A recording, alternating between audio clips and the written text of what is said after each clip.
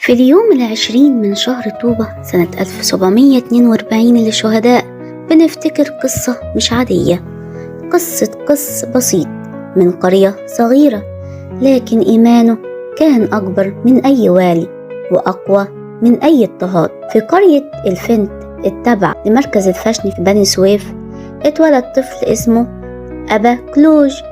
أبوه ديوسكوروس وأمه أفومية، ناس مسيحيين بسطاء زرعوا الإيمان في قلب ابنهم من وهو صغير. دخل كتاب القرية وتعلم العلوم الكنسية، وكان واضح على الطفل ده حاجة مختلفة، هدوء ونقاوة وقلب مليان حنية على الفقراء والمساكين. كان دايما عطوف، يحس باللي حواليه ويجري يساعد من غير ما حد يطلب. كبر أبا كلوج والفضايل اللي جواه كبرت معاه، والناس بدأت تلاحظ مش كلام لكن سيرة حلوة ماشية قبله في كل حتة. لما الشعب شاف كده قالوا ده مكانه المذبح، وقدموه للأسقف ورسم قص على كنيسة القرية. وفي لحظة الرسامة حصل مشهد ما يتنسيش. الكنيسة كلها سمعت صوت بيقول مستحق مستحق مستحق 3 مرات. من اليوم ده أبا كلوج بقى راعي أمين، يخدم باستقامة ويحب شعبه من قلبه، لحد ما ريحة سيرته الطيبة انتشرت في كل مكان.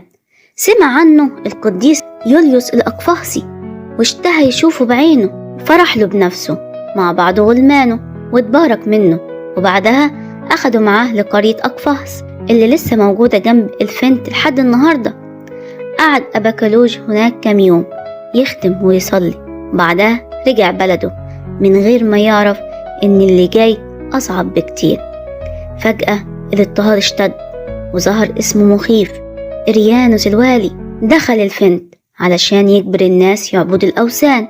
أبا كلوج حس بالخطر لكن مهربش، جمع شعبه في الكنيسة وصلى معاهم وأقام قداس ووعظهم كلام خارج من قلبه، اثبتوا في الإيمان لآخر نفس. وبعدها طلع بنفسه يقابل الوالي، وكان واقف ثابت واعترف قدامه بالسيد المسيح من غير خوف.